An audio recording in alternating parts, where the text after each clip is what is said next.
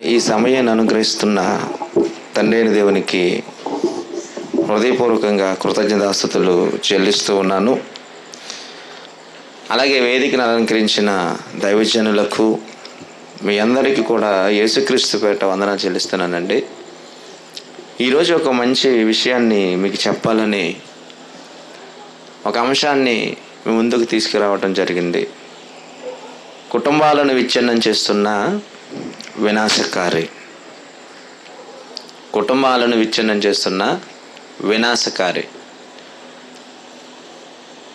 ప్రియమైన దేవుని వల్లరా, ఈరోజు మీ అందరికీ తెలుసు, సమాజంలో ఉన్న ఎన్నో కుటుంబాలు, అన్ని కుటుంబాలను కలిపితేనే సమాజం. కుటుంబంలో ఉన్నటువంటి సభ్యుల మధ్య సరైన సఖ్యత లేక కుటుంబాలు ఎన్నో విడిపోయి బ్రతుకుతున్నారు. కారణం మనస్పర్ధలు, అపార్థాలు, అపోహలు, అవమానాలు, ఒకరిని ఒకరు దూషించుకోవటం, అవసరమైతే దాడి చేసుకోవటం, ఇలాంటివి ఎన్నో విడిపోవడానికి కారణాలుగా కనబడుతూ ఉన్నాయి. అయితే కుటుంబాలను కలపడానికి ఏవైనా ప్రయత్నం చేస్తున్నారా మేధావులు అంటే ఏం చేస్తున్నారంటే ఏమీ చేయటం లేదు. కౌన్సిలింగ్ సెంటర్స్ అని పెట్టి కౌన్సిలింగ్ చేస్తున్నారు. కౌన్సిలింగ్ చేసిన మనసులు కరగటం లేదు.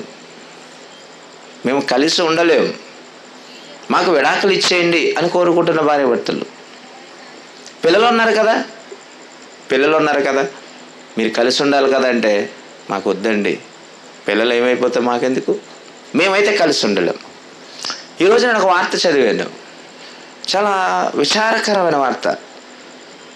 ఇద్దరు ప్రేమించుకున్నారు, పెళ్లి చేసుకున్నారు, ఇద్దరు పిల్లలు పుట్టారు. వారికి గొడవలు వచ్చేస్తున్నాయట. గొడవలు వస్తున్నప్పుడు పోలీస్ స్టేషన్ మెట్లు ఎక్కారు. పోలీస్ స్టేషన్లోకి వచ్చిన తర్వాత పోలీసులు కౌన్సిలింగ్ ఇచ్చారు వారికి. మీరు కలిసి ఉండాలి, మీకు ఇద్దరు పిల్లలు ఉన్నారు కదా, మీరు విడిపోతే ఆ పిల్లలు అనాథలైపోతారు కదా అన్నప్పుడు, నేను అతనితో ఉండలేనండి, నేను అతనితో కాపురం చేయలేనండి అని చెప్పి ఆమె మెడలో ఉన్న తాళిబొట్టు ఆ పోలీస్ స్టేషన్లో ఆ ఎస్ఐ ముందు టేబుల్ మీద పెట్టి, ఇక అతను నాకు వద్దండి అని ఆమెకు పుట్టిన ఇద్దరు బిడ్డలను కూడా అక్కడ వదిలి ఇంటికి వెళ్ళిపోయిందట. పిల్లలు వద్దు, నాకు భర్త కూడా వద్దని వెళ్ళిపోయిందట. మరి ఏం చేయాలి అన్నప్పుడు భర్త కూడా ఏం చేశాడో తెలుసా? ఒక అరగంట ఉండి, నాకు కూడా ఈ పిల్లలు వద్దని ఇద్దరు ఆడపిల్లలండి అక్కడ విడిచిపెట్టి, చిన్న పిల్లలండి విడిచిపెట్టి భర్త కూడా వెళ్ళిపోయాడట. ఇప్పుడు పోలీస్ స్టేషన్ ఆ ఇద్దరు చిన్నారులు కూర్చొని నాకు అమ్మ కావాలి, నాన్న కావాలని ఏడుస్తున్నప్పుడు చాలామంది చాలా బాధపడిపోయారట. వెంటనే ఆ పిల్లల తండ్రి యొక్క తల్లిని ఆచూకీ కనుక్కొని ఆ నాన్నమ్మకి తీసుకొచ్చి ఆ పిల్లలు వాళ్ళిద్దరిని వాళ్ళకి అప్పచెప్పడం జరిగింది. పుట్టిన బిడ్డల పట్ల ప్రేమ చచ్చిపోయింది. కాపురం చేసిన భర్తపై ప్రేమ కూడా చచ్చిపోయింది. చిన్న పిల్లలు కదా, ఏమండి, చిన్న పిల్లలు చూస్తున్నప్పుడు మనలో ఉన్న కోపం కూడా మాయమైపోతుంది. పిల్లోడు ఏడుస్తుంటే లేదా పాప ఏడుస్తుంటే మనం కూడా ఏమన్నా చిరాకు పడిన మనమే, కోపగించుకున్న మనమే ఏడుపు చూడగానే ఏమనిపిస్తుంది తెలుసా? ఎత్తుకొని ముద్దు పెట్టుకొని, సారీ అమ్మ ఇంకెప్పుడు కొట్టనంటావే, సారీ నాన్న నీకెప్పుడు ఒక దెబ్బ కూడా వేయనంటావే అంటే, అంత ప్రేమ ఉన్న వేళలో ఎంత కఠినత్వం ఎందుకు వచ్చింది? ఆ ఒక్కటే ఏమండి చదువుకుంటే తెలిసింది, అసలు వార్తలు రాకుండా ఎంతో మంది నలిగిపోతున్న కుటుంబాలు ఏమన్నా తెలుసా? కౌన్సిలింగ్ పెట్టి వీసు కోసం, డబ్బుల కోసం ఏమండి మీడియాలోకి తీసుకొచ్చి మాటలు చెప్తారు, కానీ ఏమండి చక్కగా కలిపేవారు ఎవరో లేరు. మళ్ళీ వీళ్ళని సంఘ సంస్కర్తలు, సంరక్షకులు అని మాట్లాడుతూ వీళ్ళు ప్రజల పట్ల భక్షకులుగా తయారైపోయారు. మరి అసలు కుటుంబాన్ని కట్టుకోవాలంటే, కుటుంబాన్ని ఏమండి బాగు చేసుకోవాలంటే, కుటుంబ విలువలు పెంపొందింప చేసుకోవాలంటే ఏం చేయాలి? ఈ సమాజంలో పాఠశాలకు వెళ్తే నేర్పిస్తున్నారా? ఈ సమాజాన్ని ఏమండి అడిగినప్పుడు ఎవరైనా చెప్పమంటే చెబుతారా? ఏ ఒక్క కుటుంబంలో శాంతి లేదు, నెమ్మది లేదు తెలుసా? పైకి మాత్రమే నలుగురు కలిసి ఉన్నారు, కానీ నలుగురు మనసులు 4 రకాలుగా మొక్కలైపోయాయి. ఈ ఫోన్ వచ్చిన తర్వాత ఏమండి కూర్చొని హ్యాపీగా మాట్లాడుకునే సభ్యులు కరువైపోయారు తెలుసా. అన్నం తినేటప్పుడు ఫోనే, ఏమన్నా నిద్రపోయేటప్పుడు కూడా ఫోనే, ఎప్పుడు చూసినా ఫోను ఫోను ఫోన్ మాట్లాడుతూ ఉంటూ ఏమండి బంధాల యొక్క విలువలు దిగజారిపోయాయండి. ఇంతకేనా దేవుడు మనల్ని పుట్టించింది?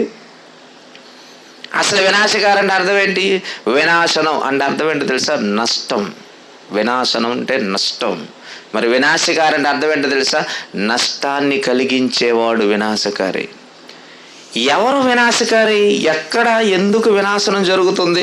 ఏమంటే ఒక దేశం పాడవటం, లేదా ఒక జిల్లా పాడవటం, లేదా ఏమండి ఒక చోట ప్రమాదం జరిగి ఆస్తి నష్టాన్ని చేకూర్చడం చూస్తూ ఉంటాం మనం. వాటిని వినాశనం అని మాట్లాడతాం. కానీ ఈ వినాశకారి దేనిని టార్గెట్ చేశాడు తెలుసా?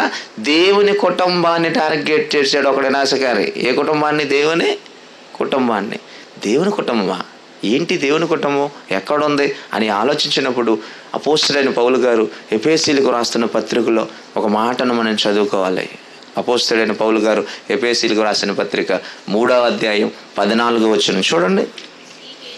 3వ అధ్యాయం 14వ వచనం. ఈ హేతువు చేత పరలోకమందును భూమి మీదను ఉన్న ప్రతి కుటుంబం అన్నాడు. చూడండి, భూమి మీద ఎన్ని కుటుంబాలు ఉన్నాయి? ప్రతి కుటుంబం. ఎన్ని కుటుంబాలు ఉన్నాయి? అన్ని కుటుంబాలు జాబితా ఇందులోకి వచ్చేస్తుంది. భూమి మీద ఉన్న ప్రతి కుటుంబము ఏ తండ్రిని బట్టి కుటుంబం అని పిలువబడుచున్నదో అన్నాడు. అంటే భూమి మీద ఉన్న కుటుంబాలన్నిటికీ ఏమంటే ఒక్కొక్క కుటుంబానికి ఒక్కొక్క యజమాని ఉన్నాడు. ఒక్కొక్క కుటుంబానికి ఒక్కొక్క యజమాని ఉన్నాడు. ఈ యజమానులందరికీ యజమాని ఎవరు? ఇప్పుడు ఏమండి పరలోకమందును భూమి మీద ఉన్న ప్రతి కుటుంబానికి ఏ తండ్రిని బట్టి, అంటే పరలోకంలో ఉన్న కుటుంబాన్ని ఆ కుటుంబానికి కూడా తండ్రి ఎవరు? ఇప్పుడు దేవుడు. భూమి మీద ఉన్న మనుషులందరికీ ఇప్పుడు తండ్రి ఎవరు? దేవుడు. అందుకే అందరికీ తండ్రి అనే దేవుడు ఒక్కడే అంటాడు. అంటే మనుషులందరికీ తండ్రి దేవుడు. పరలోకంలో ఉన్నవారికి ఆయన దేవుడు తండ్రి. ఎందుకు? పరలోకంలో ఎవరు ఉన్నారు? యేసుక్రీస్తు ఉన్నాడు. పరలోకంలో ఎవరు ఉన్నారు? పరిశుద్ధాత్మ దేవుడు ఉన్నాడు. అదే వాళ్ళే కదండి కుటుంబం. అక్కడ కుటుంబానికి భూమి మీద ఉన్న కుటుంబానికి లింక్ ఉందన్నాడు, చెప్పాడు. చూడు, లింక్ ఉందట. అంటే దేవుని కుటుంబం అంటే ఏదో వేరే లోకంలో ఉన్న కుటుంబం అనుకోకూడదు. భూమి మీద ఉన్న మనుషులందరూ ఇప్పుడు ఎవరి కుటుంబ సభ్యులు? దేవుని కుటుంబం అండి మనమంతా. అంటే ఇందులో కులం లేదు, ఇందులో జాతి లేదు, ఇందులో ప్రాంతీయతత్వం లేదు. మనం అందరం ఎవరు? దేవుని కుటుంబం. దేవుని కుటుంబం. కానీ ఈరోజు ఏం జరిగింది? ప్రాంతీయతత్వం. ఈరోజు ఏం జరిగింది? కులతత్వం. ఈరోజు ఏం జరిగింది? మతతత్వం. అంతే కదండి. మతాలను బట్టి వేరుగా చూస్తున్నారు, కులాలను బట్టి వేరుగా చూస్తున్నారు, భాషను బట్టి వేరుగా చూస్తున్నారు, ప్రాంతీయ తత్వాన్ని బట్టి వేరుగా చూస్తున్నారు. మనుషులందరూ దేవుని కుటుంబం అయినప్పుడు దేవుని కుటుంబం కలిసి ఉండాలి. కానీ ఈ భేదాలు వచ్చాయి. దీనికి కారకులు ఎవరు అనేది ఆలోచించినప్పుడు ఇప్పుడు దేవుని కుటుంబం మీద వినాశకారి టార్గెట్ పెట్టాడు. ఈ వినాశకారి ఎందుకు టార్గెట్ పెట్టాడంటే దేవుని కుటుంబం ఎక్కడ ఉందంటే ఈ భూమి మీదే ఉన్న ప్రతి కుటుంబం దేవుని కుటుంబం అయితే ఈ కుటుంబాన్ని డిస్టర్బ్ చేయాలి, ఈ కుటుంబాన్ని విచ్ఛిన్నం చేయాలి, ఈ కుటుంబాన్ని విడగొట్టాలి. విడగొడితే ఎవరికి బాధ? విడగొడితే ఎవరికి సంతోషం? ఈరోజు సమాజంలోనే మన ఇంటి పక్కనే ఉంటారు. ఒక కుటుంబంలో దెబ్బలాడుకుంటుంటే ఈ లోపల పక్క నుండి పొంగిపోతూ ఉంటారు. ఎప్పుడైనా చూసారా? పైకి మాత్రం అమ్మ దెబ్బలాడుకోకుండా అంటారు, లోపల మాత్రం విడిపోయారు ఎంత బాగుందో, విడిపోయారు ఎంత బాగుందో, విడాకులు ఇచ్చేసారా, చల్లని వార్త చెప్పు, ఇదిగో స్వీట్ నోట్లో పెట్టుకో. ఎలాంటి వాళ్ళు లేరా? కలిసి ఉండి ఏమన్నా ఒక ఇంట్లో ఫంక్షన్ చేసుకుంటున్నారు అనుకోండి, అన్నం తింటారు ఇంకా వాళ్ళు, కడుపు మంట, భోజనాలు చెప్పినా రారవేగ వాళ్ళు, వాళ్ళ ముఖాలు చూస్తే అర్థమైపోతుంది. ఏమండి నూనెలో ఏమండి తాలింపు వేసినప్పుడు చిటపట చిటపట ఎలా ఉంటుంది, మగవాళ్ళు కూడా చిటపటలు ఆడిపోతాడు, ఇరిటేట్ అయిపోతుంది. ఎందుకు కలిసి ఉన్నారు? అది ఇడిపోయారనండి, లేదా దెబ్బలాడుకున్నారనండి, ఎంత ఆనందపడతారు తెలుసా? ఎంత చల్లని వార్త. వీళ్ళకి అన్ని చల్లని వార్తలు ఏంటంటే ఒకడు చచ్చిపోవటం, ఒకడు కాలు ఇరిగిపోవటం, ఇద్దరు దెబ్బలాడుకోవటం, వీళ్ళకి చల్లని వార్తలు. మరి చెడ్డ వార్తలు ఇవే. ఏమంటే చెడ్డ వార్తలు ఏంటి అనుకున్నారు? వాళ్ళు కారు కొనుక్కున్నారు, చెడ్డ వార్త. వారు గృహప్రవేశం చేశారు, ఏ వార్త? చెడ్డ వార్త. వారు 10 లక్షలు లాటరీ తగిలిందంట, అది చెడ్డ వార్త. వీళ్ళు ఎవరు అనుకున్నారు? వినాశనాన్ని కలిగించాలనుకున్న వాళ్ళు. దేవుడు ఎలాంటి వాడు? దేవుడు వినాశకుడా? లేదా దేవుడు కుటుంబాలను విచ్ఛిన్నం చేస్తాడా? అది కూడా ఒక ప్రశ్న వస్తుంది కదండి, ప్రశ్న కూడా వస్తుంది కదా. ఎందుకంటే ఏమండి, దేవుడు మనుషులను విడగొడతాడేమో అని ఎవరైనా అపార్థం చేసుకుంటే ఈ వచనం చూపించాలి. యెషయా గ్రంథం చూడండి, యెషయా గ్రంథం 26వ అధ్యాయం, యెషయా గ్రంథం 26వ అధ్యాయం 15వ వచనం. యెషయా గ్రంథం 26వ అధ్యాయం 15వ వచనం ఏమంటున్నాడు? యెహోవా నీవు జనమును, చూడండి, నీవు జనమును ఏం చేసావు? వృద్ధి చేసావు నాయన. వృద్ధి అంటే అర్థం ఏంటండి? డెవలప్మెంట్ కదండి, పెరగడం కదండి, పెంచడం కదండి, అభివృద్ధి పరచడం కదండి. ఇప్పుడు దేవుడు ఎవరిని అభివృద్ధి చేశాడు? డబ్బులను వృద్ధి చేశాడా? ఆస్తులను వృద్ధి చేశాడా? జనాలను వృద్ధి చేశాడా? వృద్ధి చేయడం అంటే అర్థం ఏంటండి? కలపటం, కలిసి ఉండమనటం, ఐక్యంగా ఉండమనటం. అందుకే బైబిల్ గ్రంథాన్ని మనం పరిశీలన చేసినప్పుడు దేవుడు చెప్పిన మాటలన్నీ ఏంటంటే మనిషికి క్షేమాన్ని కలిగించినవే, మనకు మేలు చేసిన మాటలే చెప్పాడు. అందుకే సహోదరులు ఐక్యత కలిగి నివసించుట ఎంత కీడు అన్నాడా? ఏమన్నాడండి? సహోదరులు ఐక్యత కలిగి నివసించుట ఎంత మేలు, ఎంత మనోహరము. చదువుకోవడానికి బాగుంది, కానీ మనం మాత్రం ఎప్పుడు కలిసి ఉండం. ఒకరితో కలిసి ఉండం, మనం విడిపోవడానికి ఇష్టపడతాం కదా. పైకి మాత్రం కలిసి ఉండాలి బ్రదర్ అంటాడు, కానీ ఎప్పుడు ఒక షేక్ అని కూడా ఇవ్వడం. ఐక్యంగా ఉండాలి బ్రదర్ అంటాడు, ఒకసారి కూడా సహవాసానికి రాడు. మళ్ళీ ప్రసంగాలు ఎలా ఉంటాయి అనుకుంటే, ఈరోజు సమాజంలో చాలామంది ప్రసంగాలు ఎలా ఉంటాయి తెలుసా? సహోదరి అని ఏడుస్తూ ఉంటాడు, నిజంగా ఏడిపిస్తూ ఉంటాడు బయటకు వచ్చి. ఇలాంటి వాళ్ళు లేరనుకుంటున్నారా? ఉన్నారు. దేవుడు వినాశకుడా అని ప్రశ్నించుకుంటే వినాశకుడు కాదు, ఎప్పుడు కాదు. ఆయన ప్రిలిమినరీ స్టేజ్లో ఎవరిని కుటుంబాన్ని కట్టాలి, కట్టుకోవడానికి కావలసిన సామర్థ్యాన్ని కలిగించేవాడు ఎవరో తెలుసా? దేవుడు అండి. అందుకే అక్కడ అంటున్నాడు, జనములను వృద్ధి చేసితున్నవు నీవే. తర్వాత వృద్ధి చేసిన మాట చదవండి మరలా, నీవు జనమును వృద్ధి చేసితివి. జనమును 2 సార్లు ఎందుకన్నాడు? ఒకసారి సరిపోతుంది కదా. నువ్వు అంటావే, ఒకటోసారి, రెండవసారి, మూడవసారి నీకు నాకు కట్టంటావు. 3 సార్లు ఎందుకు చెప్పు? ఒక సినిమాలో డైలాగ్ పెట్టారు, భాష ఒక్కసారి చెప్తే ఎన్నిసార్లు చెప్పినట్టట? 100 సార్లు అట. 1కి 100 ఎక్కువైతుంది. నువ్వు కూడా ఒక కోడిగుడ్డు పెట్టి 100 గుడ్లు వేసి నన్ను ఊరుకుంటావా? ఒక చిన్న చేప ముక్క వేసి కూరలో 100 చేప ముక్కలు వేసి తినాను అనుకోండి, నోరు మూయి అంటావు. ఎందుకంటే ఏమంటే మనం మాట వాడతావు. 3 సార్లు ఎందుకు ఫైనల్ చేస్తావు? యాలం పాటలో కూడా ఒకసారి, రెండవసారి, మూడవసారి పాట క్లోజ్ అంటాడు. ఇక్కడ కూడా జనములను వృద్ధి చేసేటివి ఎన్నిసార్లు మాట్లాడాడు? జనమును వృద్ధి చేసేటివి అంటే జనాలను వృద్ధి చేసేవారు ఎవరో? దేవుడు. కుటుంబాలను కట్టేవారు ఎవరో? దేవుడు. మనుషులను ఐక్యపరిచేది ఎవరో? దేవుడు. కలిసి ఉండమని పోరాటం చేసేది ఎవరో? దేవుడు. ప్రేమతో అందరితో సమాధానంగా ఉండమని చెప్పింది ఎవరో? దేవుడు. మనమంతా కలిసి ఉంటే చూసి ఆనందించాలని కోరుకుంటున్నది ఎవరో తెలుసా? దేవుడు. నిజంగా ఇద్దరికి పెళ్లి చేస్తారండి. ఇద్దరు పెళ్లి చేసిన తర్వాత కుటుంబం అంతా ఏమనుకుంటారంటే వాళ్ళిద్దరి ద్వారా మరొక వ్యక్తి కుటుంబంలోనికి రావాలని కోరుకుంటూ ఉంటారు. వివాహమైన కొద్ది కాలంలోనే ఏమంటే అమ్మాయి ప్రెగ్నెంట్ అని తెలియగానే వాళ్ళు లోపల ఎంత ఆనందపడిపోతారు తెలుసా? ఎందుకంటే ఒక కొత్త వ్యక్తి ఇంటిలోనికి రాబోతున్నాడు అంటే కుటుంబం పిల్లా పాపలతో. ఇద్దరు పెళ్లి చేసిన తర్వాత అందరూ వచ్చి మీకు జీవితంలో పిల్లలు పుట్టకూడదని ఎవరన్నా అంటారా? అలా అన్నారని కూడా అసలు పెళ్ళికి పిలుస్తారా? జీవితంలో పిలవరండి. ఏమంటారు తెలుసా? వాళ్ళ లోపల ఎంత కక్ష ఉన్నా పైకి మాత్రం పిల్ల పాపలతో హాయిగా ఉండండి. లోపల ఉంటుంది మంట. అది అనుచుకొని ఏమంటాడంటే దీర్ఘాయుష్మాన్ బావ అంటే నువ్వు నిన్ను నూరేళ్ళు జీవించాలి, వర్ధిల్లాలి. ఏమంటే మనుషులే ఏమంటే కుటుంబం వృద్ధి పొందాలని కోరుకుంటున్నప్పుడు మన అందరికీ తండ్రి అయిన దేవుడు కోరుకోడా? ఒక కుటుంబాన్ని నువ్వు దీవించాలన్నాక నీకు మంచి మనసు వచ్చిందంటే అది ఎవరి మనసు అనుకున్నారు? దేవుని మనసు అండి. ఒక కొత్త వ్యక్తిని కుటుంబంలోనికి ప్రవేశపెడుతుంది ఎవరు? దేవుడే. అందుకే అవ్వంటుంది, ఏమంటుంది అవ్వ? యెహోవా దయ వలన నేను ఒక కుమారుణ్ణి మనుషుణ్ణి సంపాదించుకున్నాను. మాట్లాడిన మాటకు తప్పేముందా? ఈ బిడ్డ ఎవరి దయ వల్ల వచ్చాడు? దేవుని దయ వల్ల వచ్చాడు. అంటే ఇద్దరుగా ఉన్న మమ్మల్ని ముగ్గురుగా చేసింది ఎవరంటుంది? దేవుడు అంటుంది. అంటే నీ కుటుంబంలోనికి ఒక వ్యక్తి వచ్చాడంటే అది దేవుని దయ. పెంచుతున్నాడంటే దేవుని దయ. ఆ కుటుంబాన్ని వృద్ధి చేస్తున్నాడు. ఎందుకు వృద్ధి చేస్తున్నాడు? ఆయన పని ఏంటి? ఇల్లు కట్టారు. ఎందుకు కట్టారు? ఇందులో నివాసం చేయడానికి. అంతేగాని తాళాలు వేసేసి, గేటుకి తాళాలు వేసేసి ఒక 2 సంవత్సరాలకు అడుగు పెట్టలేదు అనుకోండి, చూసే వాళ్ళందరూ ఏమంటారు తెలుసా? కట్టారండి, ఓపెనింగ్ బాగా చేశారండి, కానీ ఆ ఇంట్లో ఎవరో ఉండలేదండి. ఎందుకు ఉండలేదండి అని ఎన్ని ప్రశ్నలు వేస్తారు.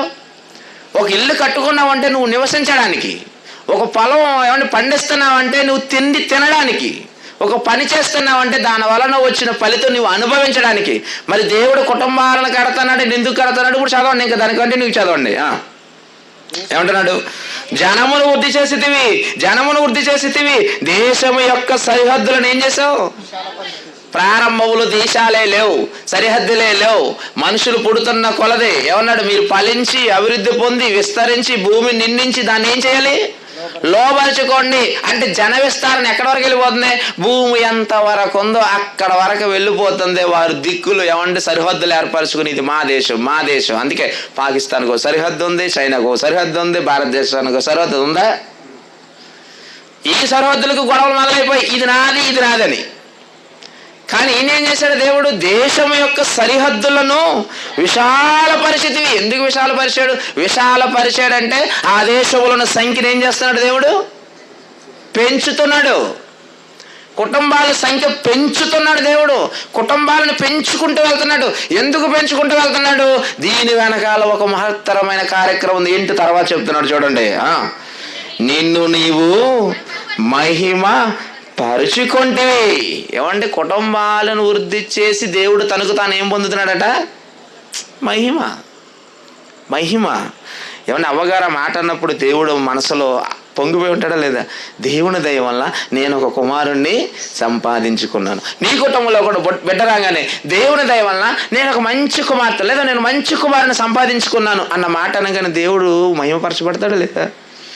అలా అనుకోకుండా అచ్చం నా ముక్కే, నా బుగ్గలే, నా చెవిలే.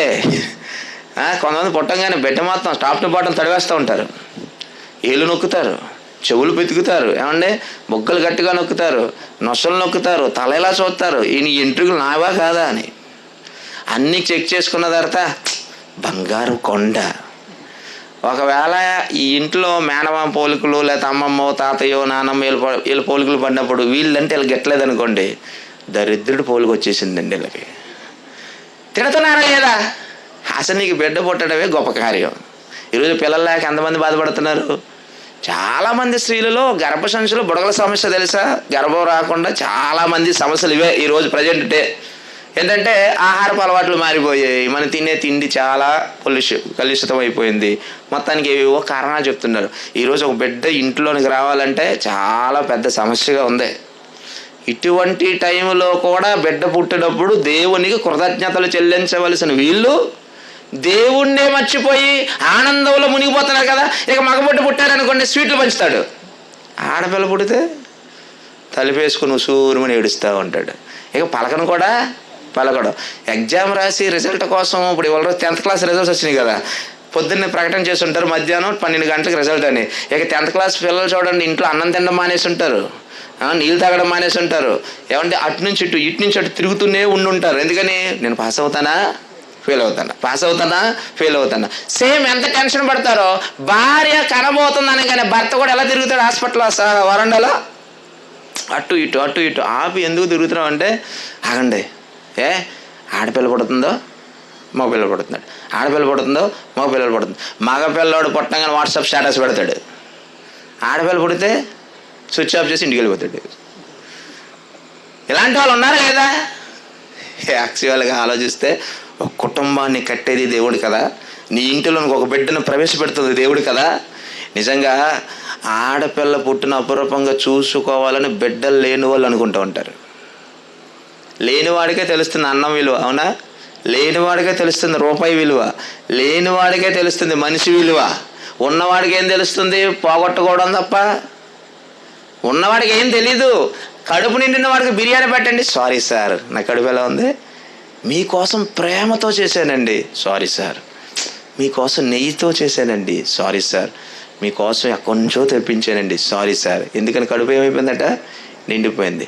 అది ఆకలైన వాడికి ఏమండి, రాత్రి అన్నం ఉందండి, త్వరగా పెట్టండి. ఆ అన్నం పెట్టిన తర్వాత ఏమంటాడో తెలిసి ఏమండి, తిన్న తర్వాత ఏమంటాడో తెలుసా? మీ పిల్ల పాపతో చల్లగా ఉండండి, నాకు ఒక పూట కడుపు నింపారంటాడు. ఎవరో లేని వాడు. ఉన్నవాడు చూడండి, ఇంట్లో అక్కడ 5 రూపాయల కాయిన్ కనపడుద్ది, ఎక్కడ రూపాయి బిళ్ళ కనపడుద్ది, అక్కడ 10 రూపాయలు కనపడతాయి. లేనివాడు ఇంట్లో 1 రూపాయి కనపడుతుందా? కనపడదు. ఇన్న వాళ్ళ ఇంట్లో ఎందుకు కనపడతాయి? డబ్బులు చాలా ఉన్నాయి కదా, విలువ తెలియదు కదా. కుటుంబాలను వృద్ధి చేస్తుంది ఎందుకు? ఈ కుటుంబం వలన దేవునికి ఏం కలగాలి? మహిమ కలగాలి. కుటుంబాలు కలిసి ఉంటే మహిమ ఎవరికే? దేవునికి. నువ్వు కలిసి ఉంటే దేవునికి మహిమ, దేవుడు గొప్ప చేయబడతాడు, దేవుడు మహిమపరచబడతాడు. ఏమంటే నిజంగా కుటుంబం అందరు కలిసి ఉంటే అందరు ఎవరిని పొగుడుతారు? అందరు ఎవరిని స్తుతిస్తారు? ఇద్దరు కలిసిన పాడిన పాటకి ఏమంటే 100 మంది ఒకేసారి కలిసి పాడిన పాటకి తేడా ఉందా లేదా? గ్రూప్ సాంగ్ అంటారు. ఎందుకంటారు? మధ్యలో ఒక రాగం తగ్గిపోయినా కలిసిపోద్దేనా? ఒక ఆయన హైలో పాడతాడు, ఒక ఆయన మీడియంలో పాడతాడు, ఇంకొక ఆయన పాడినట్టు పెదాలు కలుపుతాడు, అసలు వాయిసే బయటికి రాత్రి. తెలుసా? అది కాదు గ్రూప్ సాంగ్ అంటే. నిజంగా ప్రాక్టీస్ చేసి గ్రూప్ సాంగ్ పాడితే అసలు స్టేజ్ దద్దరిల్లిపోదు కదండి. ఆ పాట వినడమే వేరు. అంటే అందరం కలిసి ఒకేసారి ఒకే రాగంతో పాడితే ఎంత వినసొంపుగా ఉంటుందో, మన అందరం కలిసి దేవుని స్తుతిస్తే దేవుడికి ఎలా ఉంటుందండి? దేవదూతలు పాడితే బాగుండని అనుకోలేదు, మనం అందరం కలిసి దేవునికి మహిమ తెస్తే చూడాలని దేవుడు ఏం చేస్తున్నాడు తెలుసా? ఆశపడుతున్నాడు. ఇప్పుడు ఈ కోరికను ఏమండి చంపాలని, ఈ కోరికను భంగం చేయాలని ఒకడు కంకణం కట్టుకుంటాడు. ఎవడో తెలుసా? వినాశకుడు. సామెతల గ్రంథం చూడండి, సామెతల గ్రంథం 14వ అధ్యాయం 28వ వచనం. సామెతల గ్రంథం 14:28 వచనం. జనం ఏమంటారు? జన సమృద్ధి కలుగుడు చేత ఏమంటే రాజుల ఘనత కాదండి, రాజ్యంలో విస్తరణ సభ్యుల సంఖ్య పెరిగిపోతూ ఉంది అనుకోండి. ఆయన ఏమనుకుంటాడంటే నా రాజ్యం బలంగా ఉంది, రాజ్యం బలంగా ఉంది. అంటే ఒక ఊరు కూడా ఎప్పుడు బలంగా ఉంటుంది తెలుసా? అనేక కుటుంబాలు ఒక్కో ఊరిలో నివసించినప్పుడు ఆ ఊరు ఎలా ఉంటుంది? కలకల్లాడిపోతూ ఉంటుంది. అదే ఊరిలో ఒక్కొక్క కుటుంబం ఖాళీ చేసి బయటికి వెళ్ళిపోతున్నారు అనుకోండి, ఇప్పుడు ఊరు ఎలా అయిపోద్ది? వెళ్ళపోతుంది. ఎవరా పండక్కి ఏమండి ఇల్లు ఎలా ఉంటుంది చెప్పండి? కలకల్లాడిపోద్ది, కిటకిటలాడిపోద్ది. అసలు పిండి వంటలు ఏమండి, పాయసం, బొబ్బట్లు ఎలా ఉంటుంది తెలుసా? పిన్ని, బాబాయ్, వదిన, అక్క పిలుపులు. పండగ అయిపోయిన తెల్లారి ఖాళీ, అంతే కదండి. మధ్యాహ్నం ఎలా ఉంది ఇక్కడ? కోలాహలం. భోజనాలు ఉన్నాయి కాబట్టి కోలాహలం అనుకుంటారా? జనాలు ఒక చోట చేస్తే ఏమండి ఎంత బాగుంటుందో తెలుసు. అప్పుడు అనుకుంటాం ఒకప్పుడు అందరూ ఒక చోట కలిసి ఉండేవాళ్ళం, ఈరోజు పనుల కోసం, జీవనోపాధి కోసం అందరూ వేరుగా వెళ్ళిపోయాం. అందుకే సంవత్సరానికి ఒకసారి కలుసుకుందాం, ప్రోగ్రాం పెట్టుకున్నారు. అవే పండగ అని చెప్పి ఏదో ఒక ప్రోగ్రాం పెట్టుకున్నారు. జనముల ఏమంటే క్షయం రాజులకు, లేదా జనముల వృద్ధి రాజులకు ఘనత. ఒక రాజ్యం బలంగా ఉందంటే జనాల సంఖ్య ఎక్కువగా ఉంటేనే ఆ రాజ్యం ఎలా ఉంటుంది? బలంగా ఉంటుంది. తర్వాత ఏమన్నాడు? జనక్షయం, రాజులకు ఏంటట? వినాశకరము. జనక్షయం అంటే సంఖ్య తగ్గిపోతూ ఉంటే ఆ రాజ్యం ఏమైపోతుంది? బలహీనమైపోతుంది. కుటుంబంలో సభ్యులు ఏమండి విడిపోతున్నారంటే ఆ కుటుంబం ఏమైపోతుంది? తగ్గిపోతూ ఉంది. వినాశనం అన్నారు దానినే. దేవుని కుటుంబాన్ని పాడు చేస్తే ఇప్పుడు దేవునికి ఏమవుతుందట? వినాశకరం. దేవుడు శోధిస్తాడు, లేదా శోకిస్తాడు, దేవుడు బాధపడతాడు. ఇప్పుడు దేవుడిని నేర్పించాలి అని ఒకడు కంకణం కట్టుకున్నాడు. వాడెవడో తెలుసా? వినాశకుడు. పేతురు గారు రాసిన మొదటి పత్రిక 5వ అధ్యాయం 8వ వచనంలో ఏమన్నాడు చూడండి. పేతురు గారు రాసిన మొదటి పత్రిక 5వ అధ్యాయం 8వ వచనం. నిబ్బరమైన బుద్ధి గలవారే మెలకుగా ఉండుడి, మీ విరోధ ఏమంటే వాడికి మనకి దెబ్బలాట అయింది ఎప్పుడైనా వాడు మనం ఎదురుపడి ఫైటింగ్ చేసుకున్నావా? మాట అనుకున్నావా? నీ కోడు మా ఇంట్లోకి వచ్చింది ఊరుకోనని ఎప్పుడు దెబ్బలాడావా? లేదే. పని నీ అకౌంట్లో డబ్బులు ఉన్నాడు, ఏమైనా తస్కరించాడా? లేదే. మరి వాడు మన విరోధి ఎలా అయ్యాడు? ఎప్పుడన్నా ఆలోచించారా? చూడండి, మీ విరోధి అయినా అపవాది, మీ విరోధి అయినా అంటే వీడు దేవునికి విరోధి కదా? దేవునికి విరోధి కదా? దేవుడికి స్నేహితుడా? అప్పుడు ఏమనాలి? దేవుని విరోధి అయినా అపవాది అనాలి. కానీ ఏమన్నాడు ఇక్కడ? మీ విరోధి అయినా అపవాది గర్జించు సింహము వలె. గర్జించు సింహం ఏం చేస్తుందండి? ఆహారాన్ని మృంగడానికి, ఆహారాన్ని సమకూర్చుకోవడానికి ఒక్కసారి ఎదుటనున్న జంతువు పైన, బలహీనమైన జంతువు పైన దూకుతుందండి. ఎలా దూకుతుంది? అరుస్తూ దూకుతుందండి. ఎందుకంటే ఈ అరుపుకి ఆ జంతువు అయిపోతే భయంతో లొంగిపోద్ది. ఈరోజు బలవంతులు కూడా బలహీనులు ఎలా లోపరుచుకుంటారు? భయపెట్టా కదండి. నా ప్రతాపం ఏంటో నువ్వు 5 నిమిషాల్లో చూస్తావు, నువ్వు ఎక్కడి నుంచి ఖాళీ చేయబోతాడు, ఇటు భయపడిపోతూ ఉంటాడు. ఒకడు భయపెట్టాలంటే గాండ్రించాలా. ఇప్పుడు గర్జించు సింహము ఏమంటున్నాడు? ఎవరిని తిందును అనలేదు. ఏమన్నాడు? మృంగడం. భోజనం పెట్టారు కదా, కలుపుకుంటాం, అలా ఉండలు చుట్టి నోట్లో వేసుకొని మింగుతున్నాం అనుకోండి, ఎలా ఉంటుంది? 4 ముద్దలకి గొంతు పడుతుందా లేదా? ఎందుకు ఎప్పుడు మింగుతామో తెలుసా? మనం అర్జెంట్ పని పడింది, టైం లేదు, వెళ్ళిపోవాలనుకున్నప్పుడు, ఒకవైపు ఆకలేస్తుంది, అన్నం పెట్టమంటాం, అన్నం తింటూ టైం లేదు, అప్పుడు ఏం చేయాలి? నవ్వడం కంటే మింగడమే మేలు అనుకొని ఒక ముద్ద మింగుతాం, ఒక గుక్కడి నీళ్ళు తాగుతాం. మింగటం అంటే టైం లేని వాడు మింగుతాడు. ఎక్కడికో వెళ్ళిపోవాలనుకున్నాడు ఆహారాన్ని నవలలో. కానీ సైన్స్ ఏం చెప్పింది? ఆహారాన్ని నవిలి తినండి. ఎందుకంటే నవిలి మింగితేనే లోపల అరుగుదల, నవలకుండా మింగితే లోపల అరుగుదల కాదు. చాలా ప్రాబ్లమ్స్ ఉన్నాయి. అందుకే ఆహారాన్ని ఏం చేయమన్నాడు? నవిలి మృంగండి. మరి వీడేం చేశాడు? మనుషుల్ని ఫ్రై చేసుకొని తింటలేదు, కట్ చేసి ఫ్రిడ్జ్లో పెట్టుకోలేదు. ఏం చేస్తున్నాడట? దొరికినట్టే మింగడానికి ఏం చేస్తున్నాడట? తిరుగుచున్నాడు. ఎక్కడికి వెతికాడు? మనమైతే రెస్టారెంట్లు ఎత్తుక్కున్నాం ఎక్కడ బిర్యానీ బాగుంటుందని. వాడు ఎక్కడికి వస్తారో తెలుసా? ఏ కుటుంబం సంతోషంగా ఉందో, ఏ కుటుంబం కలిసి ఉందో, ఏ కుటుంబం దేవుని పని బాగా చేస్తుందో అక్కడికి వస్తాడండి. మనం రోడ్డు మీద ప్రయాణం చేస్తున్నప్పుడు, ఆకలి వేస్తున్నప్పుడు హోటల్ కాడ ఆగాలనుకుంటామండి. ఎక్కడ ఆగుతాం తెలుసా? ఎక్కడైతే మసాలా వాసనలు బాగా వస్తాయో, ఎక్కడైతే జనాలు రద్దీగా ఉంటారో అక్కడ కారు బ్రేక్ వేస్తామండి. ఇక్కడ బాగుంది. తిన్న తర్వాత మళ్ళీ 10 మందికి చెప్తే ఇక్కడ చాలా బాగుంటుంది. అంటే మనకు బాగా ఇంపుగా ఉండాలి. చికెన్ బిర్యానీని పెట్టమని ఒక 4 రోజులు బిర్యానీ పెట్టాడు అనుకోండి, 4 రోజుల క్రితం బిర్యానీ పెట్టాడు అనుకోండి, ఊరుకుంటావా? రుచిగా ఉండాలి కదా, బాగుండాలి కదా. నువ్వు ఇంట్లో భోజనం వండుకునేటప్పుడు కూడా చాలా బాగా వంట చేసుకుంటావు కదా. ఇప్పుడు సాతాను కూడా ఇప్పుడు అంటున్నాడు ఇక్కడ, మీ విరోధైన అపవాది కూడా ఎవరి దగ్గరకు వస్తాడంటే, ఎవరైతే భక్తిలో ఏమంటే బలంగా ఉంటారో, ఎవరైతే ఏ కుటుంబం అయితే కలిసి ఉంటుందో, ఎవరైతే ఐక్యంగా ఉంటారో వాళ్ళు బాగా నచ్చుతారండి వాడికి. అంటే వాడు మింగడానికి వాళ్ళు సూటబుల్ అనమాట.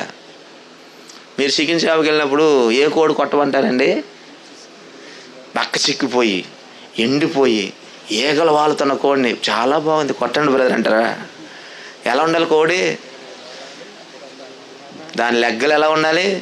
ఎగ్గ కంటే లావుగా ఉండాలి. ఏమండి బాడీ ఎలా ఉండాలి? కండపట్టి ఉండాలి.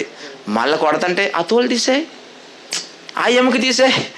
ఆ చికెన్ షాప్ ఓపిక మంతుడైతే నీకు నచ్చిన చికెన్ కొడతాడు, లేదంటే చికెన్ లేదు వెళ్ళిపో అంటాడు. అవునా కదా? అంటే నీకు పుష్టిగా ఉన్న కోడి కావాలి, అంతేనా? పుష్టిగా ఉన్న మేక కావాలి, పుష్టిగా ఉన్నవి కావాలి. అప్పుడు సాతాను కూడా ఎవరు కావాలి? పుష్టిగా ఉన్న వాళ్ళు కావాలి. ఎయిడ్స్ పేషెంట్లు ఏమండి, అది కాదు. ఎయిడ్స్ పేషెంట్ అని భక్తులు ఉన్నాడు అనుకోండి, వాడిని కూడా మింగడానికి. దాని బాధ ఏంటంటే దేవునితో అనుసంధానించబడిన కుటుంబాన్ని ఏం చేయాలనుకుంటున్నాడు? ఇప్పుడు వాడు విచ్ఛిన్నం చేయాలి, మనస్పర్ధలు కలిగించాలి. ఇప్పుడు సంఘం కూడా దేవుని కుటుంబమే కదా. సంఘము దేవుని కుటుంబమే, కుటుంబంలోని సభ్యులు దేవుని కుటుంబమే. ఇప్పుడు ఏం జరిగిందో తెలుసా? ఈరోజు సంఘాలు ఎలా అయిపోయినాయి అంటే, ప్రారంభంలో ఎంత బాగుంటారో తెలుసా? ఒకే బండి మీద వెళ్తారు, ఒకే కన్సోలో భోజనం చేస్తారు. ఒక 2 సంవత్సరాల తర్వాత ఒకరు ముఖం కూడా చూసుకోరు. ఏమైందంటే, ఆయన మంచోడు కాదు, చెప్పకండి నాకు. మీ ఇద్దరు బాగున్నారు కదా, అడక్కండి. ఇంకా ఆయన అసలు మంచోడే కాదు. ఎలా చెప్తారు? మళ్ళీ చెప్పకూడదు కదా చాలా ఉండే, నన్ను అడక్కండి. చెప్పకూడనివి చాలా ఉండే, నన్ను అడక్కండి. ఇంత మధ్యలో ఏమైపోయింది? ఎవడు బాంబు వేసాడు మీ మధ్య? ఎవడు మీకు ఒత్తి వెలిగించేశాడు? చూసారా? సంఘం ప్రారంభం ఎలా ఉంది తెలుసా? చాలా బాగుంది. మా అన్నయ్య, మా అక్క, మా చెల్లి, మా తమ్ముడు, దేవుడిచ్చిన బహుమానాలు అన్నావే. 1 సంవత్సరం పోయిన తర్వాత సంఘం పోయాడండి దరిద్రుడు.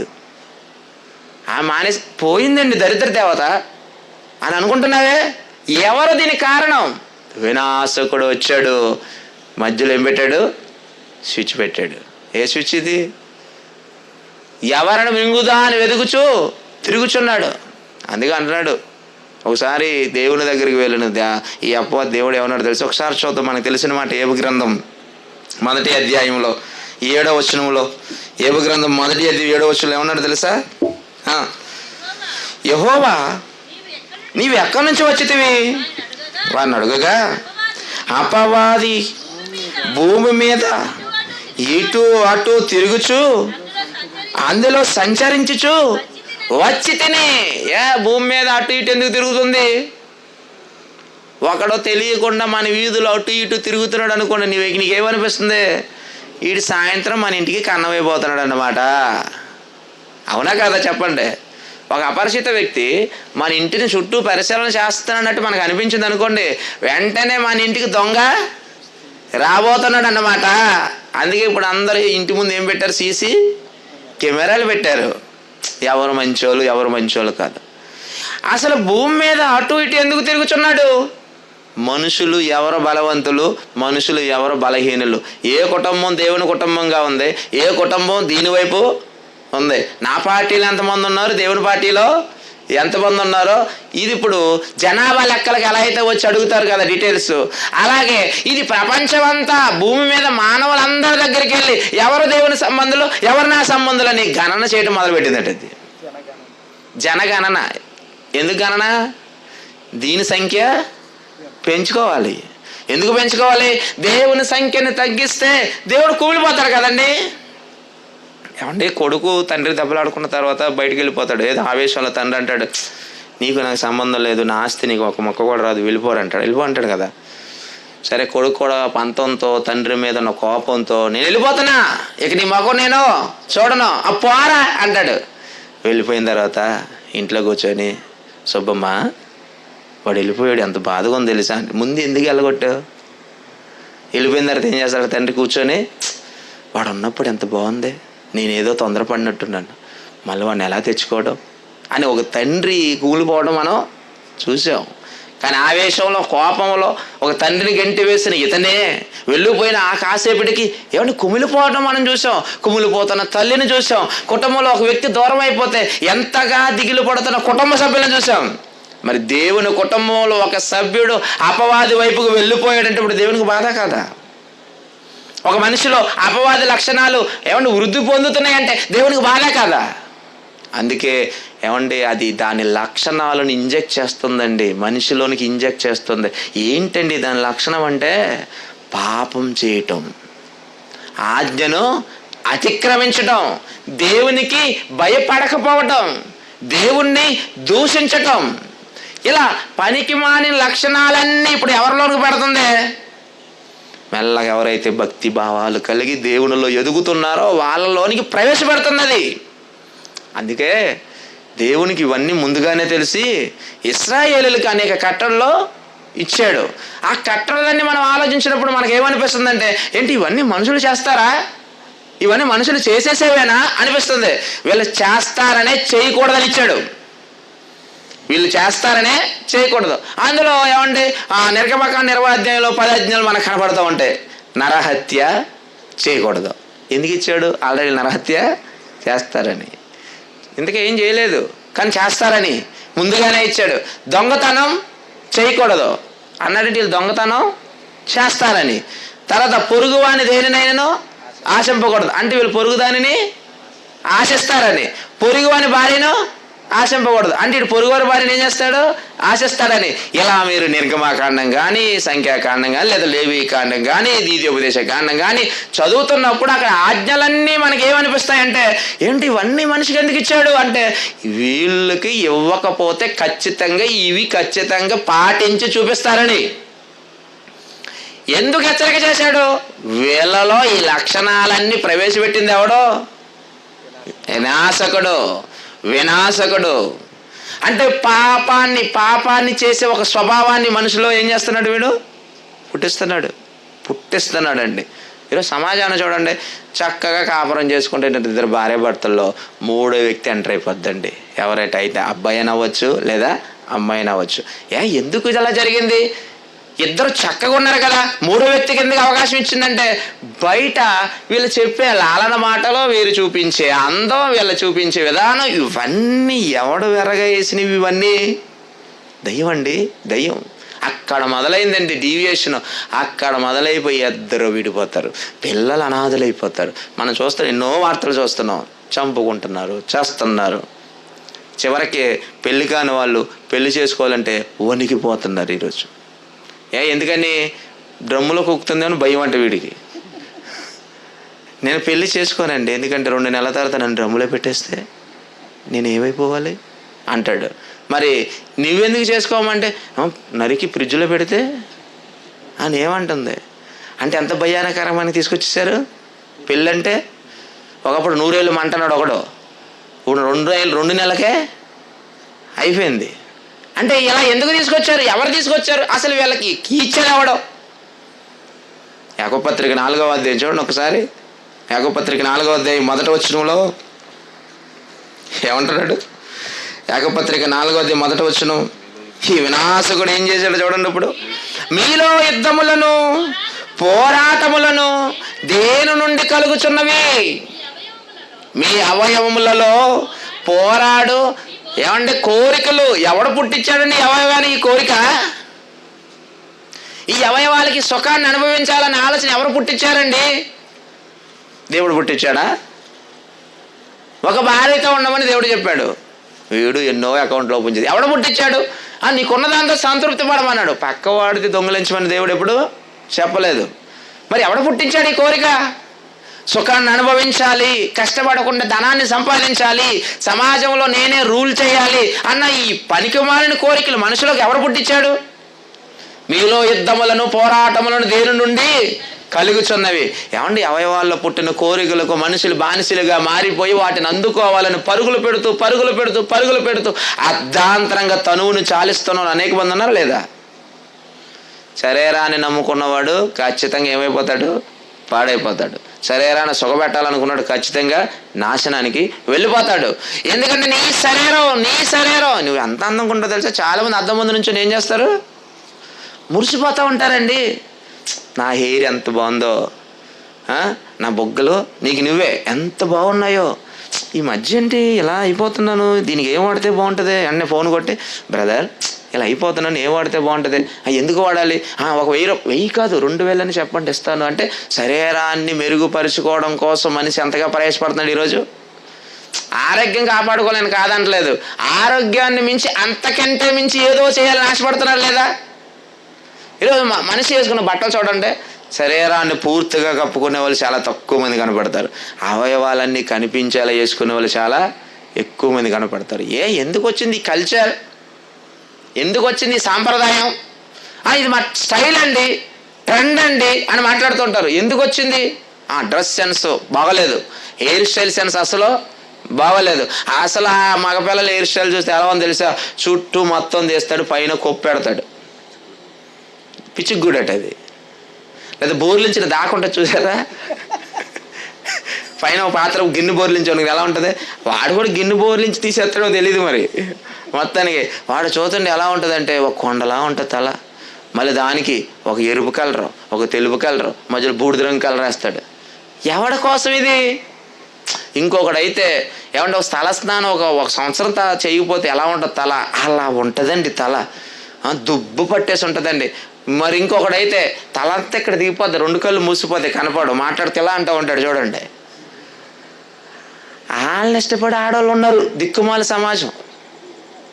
ఇంకొకడు సిగరెట్ స్టైల్గా తాగుతున్నాడు అనుకోండి, మా వాడు బాగా తాగుతున్నాడు చూసావే అంటది. ఎవడట? మా వాడట. ఎందుకు? రింగులు వదులుతుంది అందుక. ఆడికి ఊపిరితిత్తుల్లో రింగులు అయిపోతుందని సంగతే తెలియదు కదా. మా వాడు సీసా ఎత్తితే తెంచడు, అంతా మనగాడంటే తాగడంలో నెంబర్ 1 అంటది. తర్వాత చచ్చిపోవడంలో కూడా ఇటు నెంబర్ 1. పోయేవాళ్ళు కూడా ముందు ఇడే పోతాడు. ఏమంటే సమాజంలో జరుగుతుంది ఇదే కదా. వీడు స్టైల్గా బట్టలు వేసుకుంటాడండి, చక్కగా మేకప్ వేసుకుంటాడండి, కళ్ళజోడు పెట్టుకుంటాడండి, బండి మీద స్టైల్గా కూర్చుంటాడండి. ఈ పిల్ల పడిపోద్దండి అడిగి. ఎందుకు వేసాడు వీడు అంటే ఆమెను పడగొట్టడానికి. ఎందుకు వేసిందో ఆమెను పడగొట్టడానికి. ఇద్దరు ఎందుకు వేసాడు? ఇద్దరు పడిపోవడానికే. ఇద్దరు ఎక్కడికి దూరం అయిపోవడానికి? ఎవరు దూరం అయిపోవడానికి? దేవునికి దూరం అయిపోవడానికే జరుగుతున్నవి ఇవే సమాజంలో. అంటే దేవుని కుటుంబంలో సభ్యుల సంఖ్య రోజు రోజుకు పెరగవలసింది పోయి ఏమైపోతుంది? తగ్గిపోయింది. ఏకపోవాలని అంత కష్టం మీద సువార్త ప్రకటించి వాక్యాన్ని చెప్పి బాప్తిసం ఇచ్చి మనం దేవుని కుటుంబంలో సభ్యులు అని నేర్పించిన తర్వాత కొద్ది రోజులు ప్రార్థనలో కనబడతారు, కొద్ది రోజులు సభల్లో కనబడతారు, కొద్ది రోజులు అన్ని వాటిల్లో దేవుని పనిలో కనబడతారు. తర్వాత మీరు ప్రయత్నిస్తున్న నెంబరు అందుబాటులో లేదు, sorry, your call is switched off అంటది. ప్రారంభంలో అన్నయ్య స్వార్థ ఎక్కడుంది, పని ఎక్కడుంది, బైబిల్లో నాకు డౌట్ ఉంది అన్నావే, మరి కొద్ది కాలానికి సారీ అన్న ఈరోజు చాలా చాలా బిజీ పని. విచిత్రం ఏంటో ఆదివారం కూడా పనికి వెళ్ళిపోతున్న భక్తులు ఉన్నారు. ఈరోజు ఆదివారం కూడా ఎక్కడికి వెళ్ళిపోతున్నారు? సహవాసానికి రావాల్సిన భక్తులు ఎక్కడికి వెళ్ళిపోయారు ఇప్పుడు? ఈరోజు అండి మా ఓనర్ ఒక 500 ఎక్స్ట్రా ఇస్తానన్నాడండి, అందుకే వెళ్ళిపోయాడండి. ఏమన్నా ఇలా ఆలోచించుకుంటూ పోతే సాతాను నీకు తెలియకుండా నిన్ను మాయ చేసి దేవుని కుటుంబంలోంచి నిన్ను తప్పించే ప్రణాళికలు ఎన్నిటిని ఏం చేసింది? సిద్ధం చేసింది. తెలుసా? నువ్వు ఏమిస్తే పడిపోతావో నీకంటే బాగా ఎవరికి తెలుసు? ఎందుకు తెలుసు? నీ మనసును అంత బాగా స్కాన్ చేసింది అది. మనసును స్కాన్ చేస్తుందా? మనసును స్కాన్ చేసే శక్తి దానికి లేదు, తెలుసా మీకు? మరి దానికి ఎలా తెలుస్తుంది? నువ్వు ఊరకనే ఉంటావా? కూర్చున్నావంటే నీ మనసులో ఉన్న ఫీలింగ్స్ అని ఎవరికి చెప్పుకుంటావు? పక్కనోడికి ఊగుతూ ఉంటావు, అప్పుడు వింటది అది. మీకు తెలియదు, ఇక్కడే ఉంది. ఏంటది? వినాశకుడు. త్వరగా ఆమెనంటే వెళ్ళిపోదాం ఇంటికి అని మీరు ఎంతమంది అనుకుంటున్నారు? కాసేపు చెప్తే బాగుండని ఎంతమంది అనుకుంటున్నారు? భోజనం పెట్టండి రా బాబు త్వరగా, అసలే టైం దాటిపోయింది, బీపీ షుగర్ వచ్చేస్తుందని అనుకునే వాళ్ళు ఎంతమంది ఉంటారు? అసలు మీకు ఏం కావాలో మీ పక్కన కూర్చొని చక్కగా స్కాన్ చేస్తూ ఉంటుందండి.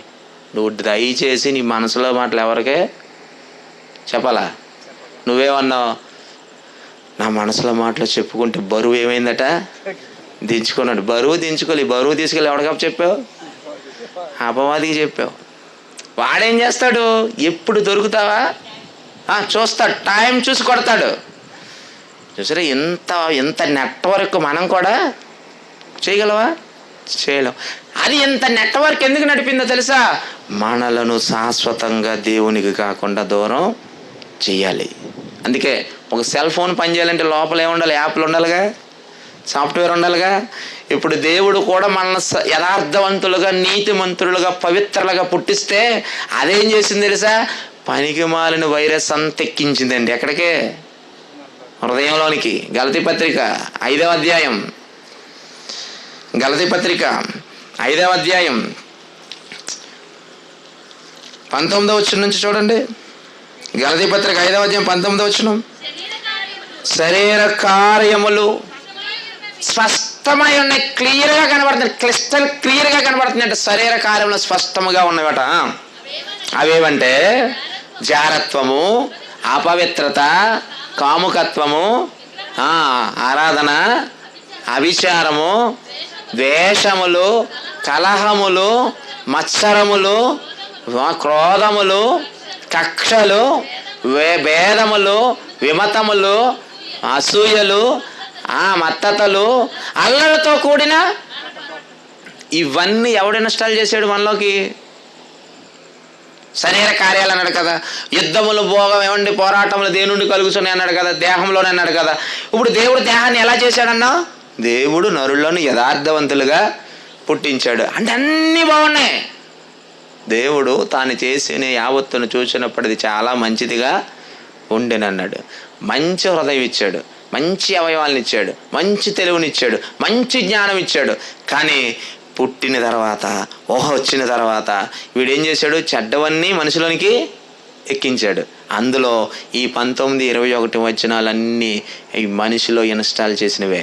అలాగే మార్క్స్ 7:21, 22 వచనాలు కూడా మనం చదువుకుంటాం. లోపల నుండి అనగా అంటాడు చూడండి, లోపల నుండి అనగా నీ హృదయములో నుండి అంటాడు చూడండి. అంటే అక్కడ ఉన్న చెడ్డ గుణాలు ఇంచుమించుగా 13 చెడ్డ గుణాలు మనిషిలోనికి ఇన్స్టాల్ చేసింది ఎవడప్పుడు, వీడే. ఎందుకు అండి మనిషిలోనికి ఎక్కించాడండి అంటే, దేవునికి పనికి రాకుండా పోవాలి, దేవునిలో నువ్వు ఉండకూడదు, విచ్ఛిన్నం అయిపోవాలి. ఈరోజు కుటుంబంలో దెబ్బలాట ఎందుకు వస్తుంది, మాట కదండి, మాట. ఒక మాట. భర్త అవునంటే భార్య ఉంటుంది కాదంటది, ఇద్దరు అవునంటే ఏ గొడవ ఉండదు, కాదన్న దగ్గర మొదలైద్ది. అది చిన్నగా మొదలైద్ది, చిన్నగా మొదలైంది కంచం బయటికి ఇసిరేసే వరకు వెళ్తుంది. ఇసిరేసిందని ఊరుకుంటుందంటే ఏమంటే కూర వండిన పాత్ర ఇసిరేస్తుంది, అన్నీ ఇసిరేయటం మొదలైద్ది. ఆ తర్వాత ఇద్దరిని బయటికి ఇసిరేసే స్థాయికి వస్తుంది. అంతే కదా. మాట, చిన్ని మాట. పట్టు చీర కొనని అడిగిదట భార్య. ఇప్పుడు భర్త ఏమనాలి, ఓకే అంటే పోవాలి, నేను కొన్నావు అన్నాడు. కొనవా, ఎందుకు కొనవు, అసలు నన్ను ప్రేమించట్లేదు తెలుసా నువ్వు అంటదే. ప్రేమించట్లేదా, అసలు కొనడానికి ప్రేమించడానికి ఏమైనా తేడా ఉందా? ఈయనేమనాలి, ఆర్థిక పరిస్థితులు బాగాలేదు తర్వాత చూద్దాంలే, నీవు కాకపోతే ఇంకెవరు కొంటాను, 1 కాదు 10 కొంటాను అనాలి, అంతేనా? కొనకపోయినా మాట అనాలి. అదే సన్మానించి కాపురం చేసుకోవటం. మనం ఏం చెప్తాం నిక్కచ్చిగా, మాట అవునంటే అవును, కాదంటే కాదు. నేను కొన్నా, చెప్పుకో, మీ అమ్మకి చెప్పుకుంటావు, మీ నాన్న చెప్పుకుంటావు, అయితే ఇగో ఆల్రెడీ పెట్టి సర్దేసుకున్నాను నేను. ఎక్కడికి వెళ్ళిపోవడానికి, అమ్మ దగ్గరికి వెళ్ళిపోవడానికి, నాన్న దగ్గరికి వెళ్ళిపోవడానికి. వెళ్ళిపో, నువ్వు అవసరం లేదు నాకు. చూసారు ఎలా ఉంటుంది, ఇద్దరు మాటలు తారాస్థాయికి వెళ్ళిపోతుంది. అలిగేం పుట్టింటికి వెళ్ళిపోద్ది. ఈయనని కూడా అమ్మయ్య ఒక మెంటల్ టెన్షన్ తగ్గిపోయింది, 1 వారం రోజులకు అదే వస్తుందిలే తిరిగి అనుకుంటాడు. ఆమె రాదేక నోటీస్ పంపిస్తుంది ఇంటికి. ఏంటి, పట్టు చీర కోసమా? దేవరపల్లి తెలుసండి, ఊరు దేవరపల్లి, రాజమండ్రి దగ్గర దేవరపల్లి. పట్టు చీర కొనలేదని భార్య ఆత్మహత్య చేసి చచ్చిపోయింది. దేనికోసం, పట్టు చీర కొనలేదని. ఇంకొక చోట ఏం జరిగింది తెలుసా, అలా ఆయన ట్రైలర్ అంట, జాకెట్ సరిగ్గా కుట్టలేదని తలుపేసుకుని ఆత్మహత్య చేసి చచ్చిపోయిందండి. ఏం సరిగ్గా కుట్టలేదని, జాకెట్.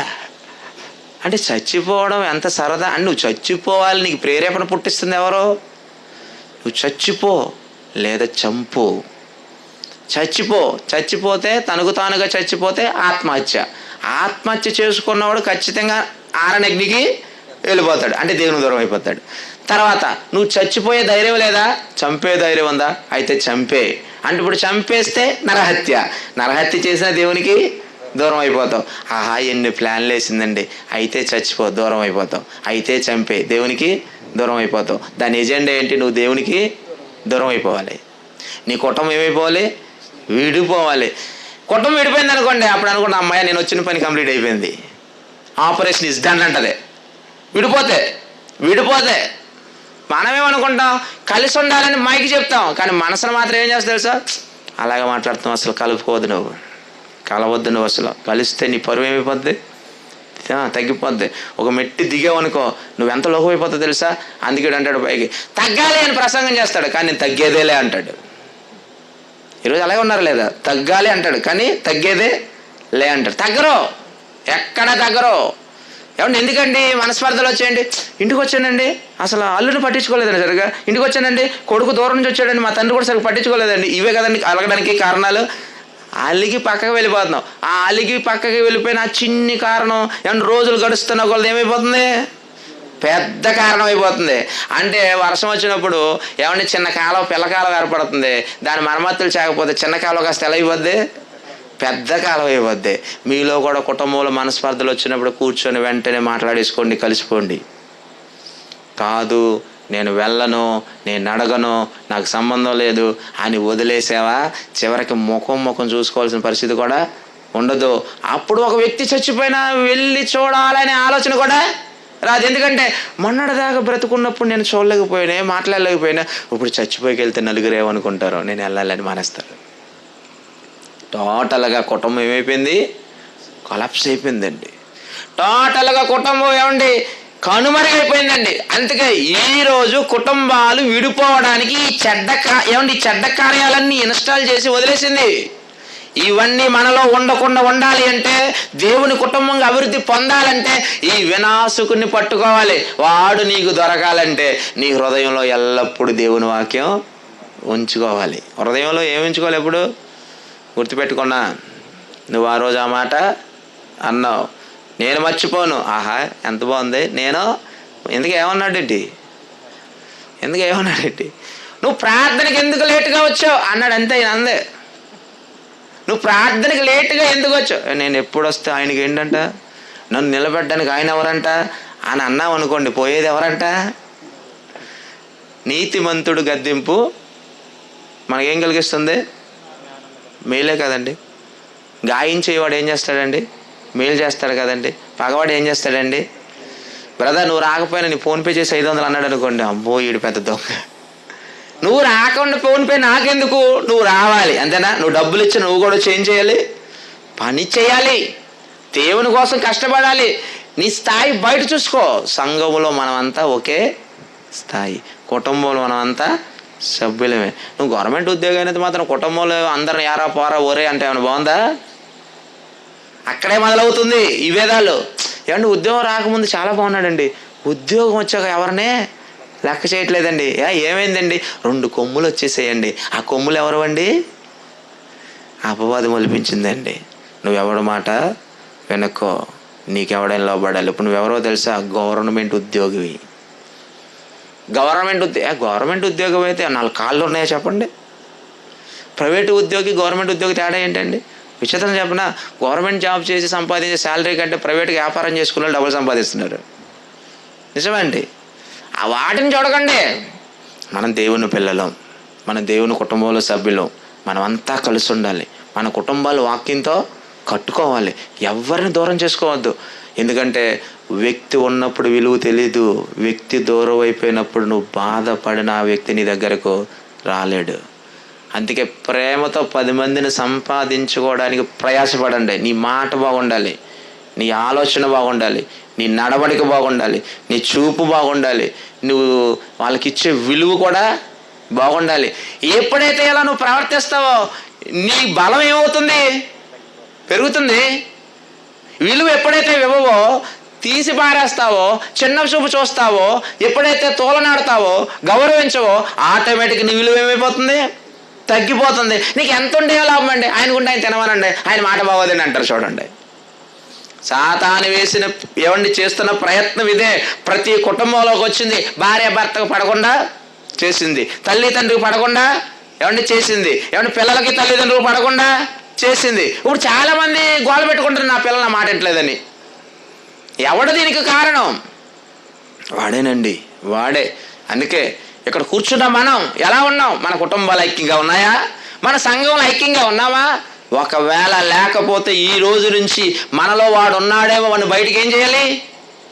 పంపించొద్దా? పంపించాలి.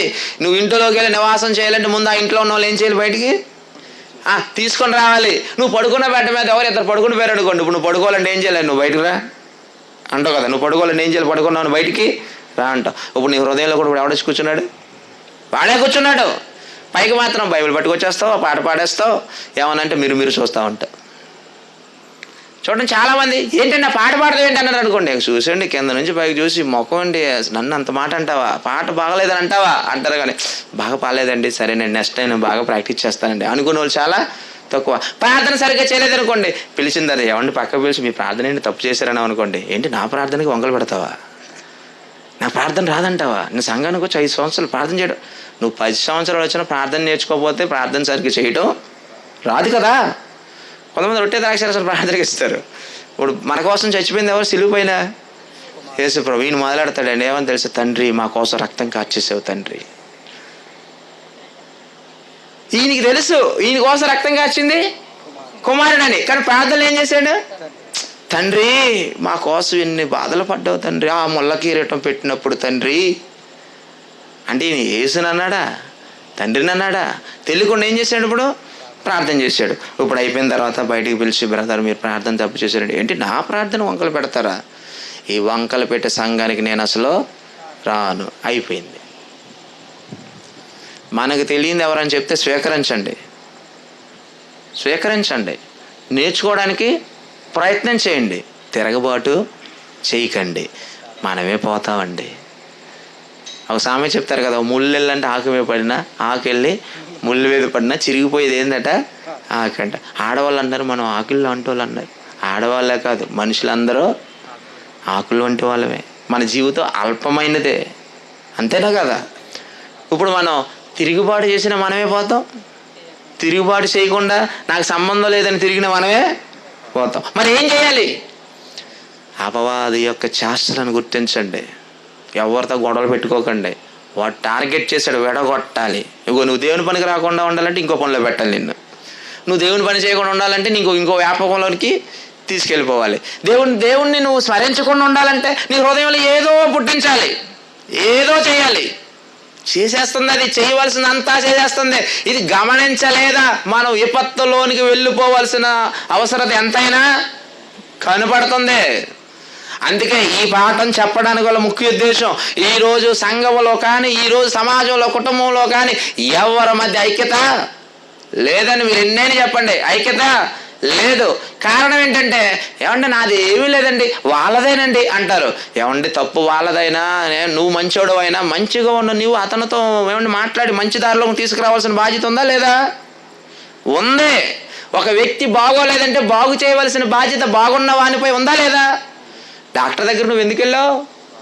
డాక్టర్ బాగు చేస్తాడని. అక్కడ డాక్టర్ మంచివాడు, పేషెంట్ ఏమండి రోగి, ఆ రోగిని బాగు చేస్తారని డాక్టర్ దగ్గరికి వెళ్ళావు. ఇప్పుడు బాగున్న వాళ్ళంతా డాక్టర్లమే. ఎవరిని బాగు చేయడానికి? బాగోలేని వారిని బాగు చేయడానికి. నువ్వు బాగున్నందుకు దేవుని స్తోత్రం చెప్పు. అయ్యా ఒకరిని బాగు చేయడానికి నాకు అవకాశం ఇచ్చావు. అంతేగాని ఆ రోగం నువ్వు అంటించుకో, నువ్వు పాడే మాకు రోగం నువ్వు అంటించుకో మాకు దయచేసి. చాలామంది రోగిని బాగు చేయడానికి బదులు వీళ్ళు రోగులు అయిపోతున్నారు. బ్రదర్ మీరు సంఘానికి ఎందుకు రావట్లేదని అడుగుతాడు. ఈయన వెళ్ళి కూర్చో, నీతో మాట్లాడాలి. టీ ఇస్తాడు, ముందు టిఫిన్ పెడతాడు, టీ ఇస్తాడు. బ్రదర్ నేను ఎందుకు రావట్లేదు తెలుసా? ఆయన ఉన్నాడే, నన్ను ఎంత చిన్న చూసాడు తెలుసా, అసలు నాకు వాల్యూ లేకుండా చేశాడు తెలుసా. ఆ కుర్చీ ఎవరు ఇచ్చారు తెలుసా? నేనే ఇచ్చాను. ఆ మైక్ కొన్నది ఎవరో తెలుసా? నేనే కొన్నాను. ఎంత చేసి నాకు కుర్చీ వేయకుండా ఉంటే అన్న బాగుందా? బ్రదర్ మీరు చెప్పేది 100% రైట్. ఇప్పుడు ఈ రోగం ఎవరికంటే ఇచ్చాడు? ఇప్పుడు ఈయన వచ్చిన పని ఏంటి? ఆయన బాగు చేసి సంఘానికి తీసుకెళ్ళడానికి. ఇప్పుడు ఈయన ఏం చేశాడు? నా బాధ చెప్పుకోవాలి బ్రదర్, నా బాధ ఎవరికి చెప్పుకోవాలి? చూసావా నువ్వు వచ్చావు నన్ను ప్రేమించి, మీ నాయకుడు రాలేదేంటి బ్రదర్, ఆయన రాలేదేంటి బ్రదర్, ఈయన రాలేంటి బ్రదర్? నిజమే కదా, నేను ఒక్కడనే వచ్చాను, వీళ్ళందరూ రాలేదు అంటే వీళ్ళకి సామాజిక స్పృహ లేదు, ఒకడు దూరం అయిపోయిన బాధ లేదు. అలాంటి సంఘానికి నేను ఎందుకు వెళ్ళాలి బ్రదర్? డోంట్ వరీ, మన ఇద్దరం కలిసి ఒక సంఘానికి కడతాం అంటాడు.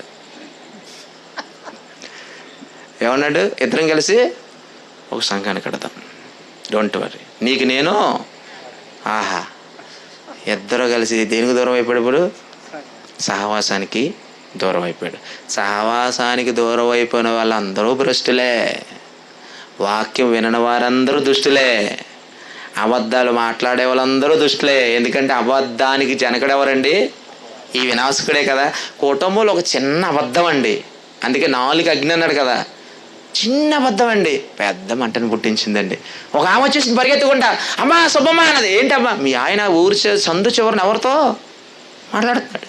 ఎవరామే? ఇక తెలీదు, ఎర్ర చీర మాత్రం కట్టుకుంది. నిజమా? ఆమె ఎవరు?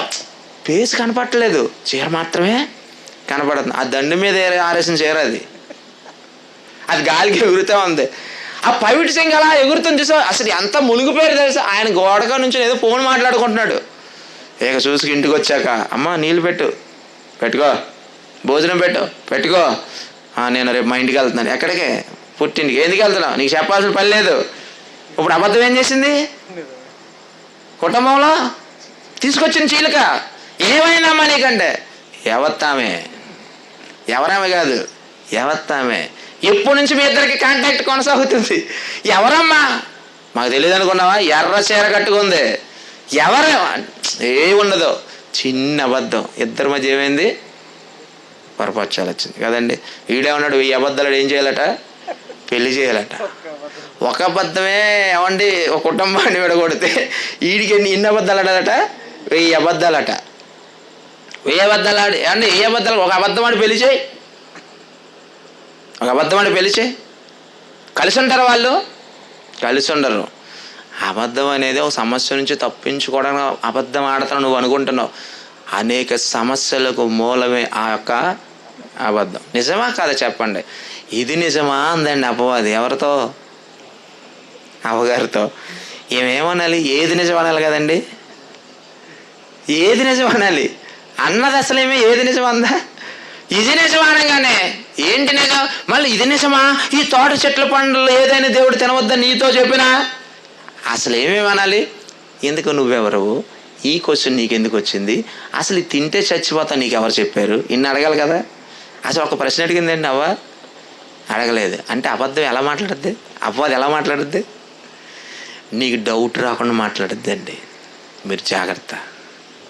మన సహోదర రూపంలో కూడా మన దగ్గరికి రావచ్చు. కుటుంబాన్ని విడగొట్టే మాటలు కూడా చక్కగా రహస్యంగా దొంగ. ఒకసారి చూద్దాం, ఒకసారి యోహాను సువార్త చివరిగా ముగించుకుందామే, టైం అయిపోతుంది కదా. యోహాను సువార్త 10వ అధ్యాయం 10వ వచనంలో ఒక మాట చెప్పాడు చూడండి. యోహాను సువార్త 10వ అధ్యాయం 10వ వచనంలో, దొంగ ఏమంటే దొంగ ఎందుకు వస్తాడట? దొంగతనమును హత్యను నాశనము చేయుటకు వచ్చును, కానీ దేనికి రాడు. దొంగ ఎందుకు వచ్చాడు? నిన్ను బాగు చేయడానికి వచ్చాడా? నువ్వు కష్టపడి దాచుకున్న సంపదను ఏం చేయాలి? దొంగలించాలి. ఆ దొంగలించే క్రమంలో నువ్వు ఎదురుపడి అడ్డుకుంటే అవసరమైతే నిన్ను హత్య కూడా చేస్తాడు. హత్య కూడా చేస్తాడు. అంటే నీ కుటుంబాన్ని నాశనం చేయడానికి ఒక దొంగ వచ్చాడు ఇంట్లోనికి. బోరని ఏడుస్తున్నారండి. కష్టపడి పెళ్ళి కోసం రూపాయి కూడబెట్టి దాసానండి, ఎవడో వచ్చి ఎత్తుకుపోయాడని ఏడుస్తూ ఉంటారు చూడండి. ఇప్పుడు కుటుంబాలలోనికి చెప్పకుండా దొంగగా ప్రవేశిస్తుంది ఎవరో తెలుసా? వినాశకుడు. వాడు ఎందుకు వచ్చాడు? నిన్ను బాగు చేయడానిక? నిన్ను బాగు చేయడానికి కాదు. నిన్ను పీల్చి పిప్పి చేసి నీకు నీవుగా కృంగిపోయి చచ్చిపోయి ఆరని అగ్నికి వెళ్ళిపోయే వరకు వాడు నిన్ను వదలడు వాడు. అందుకే మీ కుటుంబ సభ్యుల గురించి ఎవరైనా చెడుగా చెప్పినప్పుడు వినకండి. వాళ్ళ మాట లక్ష్య పెట్టకండి. అపార్థం చేసుకోకండి. చిన్న అపార్థాలు వచ్చాయనుకోండి, కూర్చొని ఏం చేయాలి? మాట్లాడుకోండి. విడిపోవాలని మాత్రం ప్రయత్నం చేయకండి. అది కుటుంబమైనా దేవుని సంఘమైనా కలిసి ఉండాలి. ఎందుకో తెలుసా? కలిసి ఉంటేనే పరలోకం. కానీ వీళ్ళు ఏమన్నారు? కలిసి ఉంటే కలదు సుఖం అన్నారు. ఎక్కడ సుఖం? ఎక్కడ కలిసి ఉంటే కొట్టుకు చచ్చిపోతున్నారు చూడండి. పాట నాకివ్వలేదు, ప్రార్థన నాకివ్వలేదు, ప్రైమరీ ఇంపార్టెన్స్ నాకివ్వలేదు, ద్వితీయ ఇంపార్టెన్స్ నాకివ్వలేదు. వద్దండి. కలిసి ఉండడం అంటే ఏంటంటే మన ముందున్నవారు మనకంటే గొప్పవారు అనుకోవాలి, వాళ్ళు కూడా నా ముందున్నవారు నాకంటే గొప్పవారు అనుకోవాలి. అలా కలిసి ఉన్నప్పుడు ఆ బంధం వీగిపోదు. ఇప్పుడు దైవం ఏం చేసింది? దేవుని బంధాన్ని తెంపుతుంది, కుటుంబ బంధాలను తెంపుతుంది, మనిషిని ఒంటరివాడిగా చేస్తుంది, తనకు తానే చచ్చిపోయేలాగా ప్రేరేపిస్తుంది, అవసరమైతే చంపేలాగా కూడా ఏం చేస్తుంది? ప్రేరేపిస్తుంది. వీటన్నిటికి మూలం ఈ వినాశకుడు అపవాదే. ఇది గమనించిన మీరు ఈ రోజు నుంచి ఏమైనా లోపాలుంటే సరిచేసుకోండి. దేవునికి మాత్రం దూరం కాకండి. కుటుంబంలో ఎవరిని కూడా పోగొట్టుకోకండి. కుటుంబంలో ఎవరితో కూడా విరోధం పెట్టుకోకండి. ముందు మన కుటుంబం దేవుల్లో బలపడితే మన కుటుంబం చూసి మరొక కుటుంబం దేవుని వైపుకు నడుస్తుంది. మన కుటుంబం దెబ్బలాడుకుంటున్నాం అనుకోండి, పోట్లాడుకుంటున్నాం అనుకోండి, వీధికి ఎక్కుతున్నాం అనుకోండి, ఇప్పుడు మన కుటుంబాన్ని చూసి వీళ్ళు గుడికి వెళ్తారు, చర్చికి వెళ్తారు, కానీ వీళ్ళు చెప్పడం మాత్రం చెప్తున్నారు, కానీ చేతలు మాత్రం లేవు. మనం ఎందుకు రావాలి యేసుప్రభు దగ్గరికి అని మరికొన్ని కుటుంబాలు దేవుని నుంచి దూరం అయిపోయే అవకాశం కూడా ఉన్నాయి. ఇలా జరగడానికి మూల కారణం ఎవరంటే ఈ సాతాను. వాడిని ఎదిరించడం చాలా సులభం. వాడికి ఏం భయపడవలసిన అవసరత లేదు. వాడిని ఎదిరించడం ఎంత సులభం అంటే మన హృదయంలో దేవుని మాటలు ఉంచుకుంటే వాడు మనల్ని ఒక ఇంచు కూడా కదపగలడా? కదపలేడు. మరి మీరేం చేశారు? ఇప్పుడు చెప్పిన వాక్య రేపు పొద్దునికి గుర్తుపెట్టుకుని మర్చిపోయారా? మొదటి ప్రసంగం ఏం చెప్పారండి? మోహన్ గారు అన్నారు అనుకోండి, అదేండి బిలాం అన్నారండి, కయీన్ అన్నారా, తర్వాత ఇది గుర్తురాట్లేదండి. మరి రెండో ప్రసంగం అండి, అదండి నాసికుడు అన్నాడు కానండి, ఆ తర్వాత ఇది గుర్తురాట్లేదండి. మరి వడ్డీకి మొన్న ఇచ్చావు కదమ్మా, ఎంతకి ఇచ్చావు? ఎంతకి ఇచ్చావు వడ్డీ? ₹2.05. ఎప్పుడు ఇచ్చామా? పోయిన నెల అండి 10వ తారీఖు ఇచ్చానండి. ఏ టైం ఇచ్చాను? ఉదయం 11:15 ఇచ్చానండి. సెకలు కూడా చెప్పమంటారా? రాసుకున్నానండి. ఇవన్నీ గుర్తున్నాయి, కానీ ఏం మర్చిపోయాం? దేవుని మాటలు మర్చిపోయాం. అందుకే మన జీవితాలు తెల్లారిపోతున్నాయి. వెలుగు లేకుండా రక్తం లేనివాడు ఎలా అయితే పాలిపోతాడో మన జీవితంలో భక్తి లేకుండా ఎలా అయిపోయాం? భక్తి తగ్గిపోతూ ఉంది. అందుకనే దయచేసి మిమ్మల్ని ఎవరైనా ఒప్పించుంటే సంతోషించండి. ఎందుకంటే ఆ నానుబాబు కూడా తీసుకొచ్చి మా కోసం వాక్యం చెప్పించారని అనుకోకండి. ఎందుకంటే ప్రతి కుటుంబంలో సమస్యలు ఉన్నాయి, పొంకాలుగా ఉన్నాయి. పైకి మాత్రం మా ఆయన ఎంత మంచిదో, మా ఆవిడ ఎంత మంచిదో, పక్కకి అసలు ఓపెన్ చేయమని ఓపెన్ హార్ట్ విత్ అన్నాం అనుకోండి, మా ఆయన అండి ఎంత కరుకోట కూడా తెలుసా అండి, మా ఆవిడండి నేను నచ్చిన కూర వండదండి, ఆ వండింది నేను తినాలండి. ఏంటండి నీ కర్మ, మా బిడ్డలు ఉన్నారండి ఒక్కడ మాట అండి, యారా డాడీ అంటున్నాడండి. చివరికి ఓపెన్ చేస్తే యారా డాడీ అండి, ఏవే మమ్మీ అంటున్నాడండి. ఎవరికి చెప్పుకోలేండి ఇవాళ ఉన్నాయి లేదా సమస్యలు. ఇవన్నీ తీర్చుకోవాలంటే మీకు కుటుంబ ప్రార్థన అవసరం. ప్రతిరోజు ఇంట్లో ఏం అవసరం? షుగర్ ట్యాబ్లెట్, బీపీ ట్యాబ్లెట్ ఎంత అవసరమో అంతకంటే అత్యవసరం ఏంటి? కుటుంబ ప్రార్థన. భార్య భర్తలైనా పిల్లలున్నా లేకపోయినా కూర్చొని కుటుంబ ప్రార్థన చేసుకోవడం అవసరం. పగలు ప్రతీకారాలు విడిచిపెట్టడం ఇంకా అవసరం. పోయేదేముంది, నన్ను అన్నాడు అనుకోండి ఎంత బాగుంటుందండి. నన్ను అన్నాడంటే నీకు నిద్ర ఉండదు. ఈ లోపల యాసిడ్ ఎక్కువ ఉత్పత్తి అయిపోతుంది తెలుసా. ఎప్పుడైతే నీకు అసూయ వచ్చేసిందో కడుపులో ఏ ఉత్పత్తి అవుతుంది? యాసిడ్ ఎప్పుడైతే ఉత్పత్తి అవుతుందో గ్యాస్ట్రిక్ ట్రబుల్ ఎక్కువైపోతుంది. ట్యాబ్లెట్ వేయాలి, లేకపోతే ఉండదు. చూసారా, ట్యాబ్లెట్లు వేసుకొని అదొక బాధ. ఇవన్నిటికీ మూల సూత్రధారు ఎవరో? ఈ వినాశకుడు. వీడితో జాగ్రత్తగా ఉండండి. వీడిని ఒక తన్నుతానండి. ఎప్పుడు తెలుసా? హృదయంలో వాక్యం ఉంచుకొని మీరు మాత్రం కలిసి ఉండండి. అనేకులను విడిపోయిన వాళ్ళని ఏం చేయాలి? కలపండి. అవసరమైతే తగ్గించుకొని మాట్లాడండి. తగ్గించుకుంటే నువ్వేమి తక్కువైపోవు, హెచ్చించబడతావు. తన్ను తాను తగ్గించుకున్నవాడు ఏమవుతాడు? హెచ్చించబడతాడు, దేవుడి చేత దీవించబడతాడు. అట్టి దేవుడు మీ అందరికీ దయచేయాలని కోరుకుంటే ఈ మాటలు ముగిస్తానండి. కళ్ళు మూసుకొని ప్రార్థన చేసుకోండి.